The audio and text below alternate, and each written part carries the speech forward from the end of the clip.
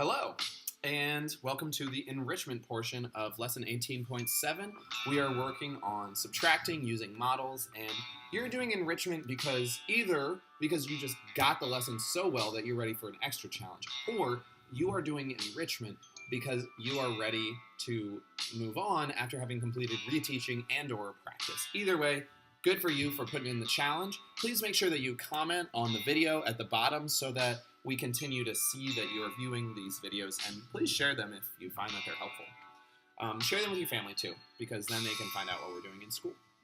So let's take a look at this problem. All right, so you're going to solve 1, 2, 3, 4, 5, 6, 7, 8 problems. Great, you've got this down pretty well. We're going to go through one together. You start looking at the ones place. Let's look at this first one here. It says subtract to find the differences. Now, I want to remind you to make sure you don't forget to regroup.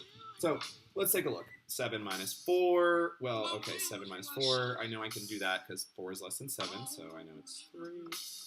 3 minus 6. Wait a second. I can't do 3 take away 6. I can't. Okay, yeah. Make sure you don't get tripped up there because sometimes people are like, oh, 3, 6. I know it's 3.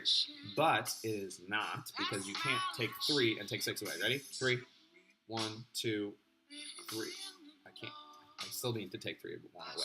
So instead, I'm going to take 100 and put it here. So now I've got 13 minus 6. 13 minus 6. 7. And now I'm going to look at the hundreds place, and I've got 4 and 1. So I know I've got 4 minus 1, which is 3. So my answer is 373. Great. So now I'm going to solve the rest of those. So let's do it together here. Here we go.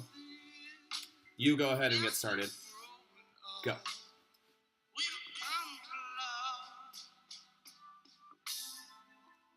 All right. So you should have paused the video. If you didn't, pause it and then come back. Great. Welcome back. So you should have now solved all of these problems. Now let's take a look at question number 2. It says, look at the differences in each problem above. Find 2 that you can subtract to make a difference of 354. Meaning, you're looking at the answer and you're saying, which 2 problems could I say this minus this equals 354? So it's really kind of like, whoops, that's not what I meant to do. It's really kind of like this. You're trying to figure out how to answer this problem.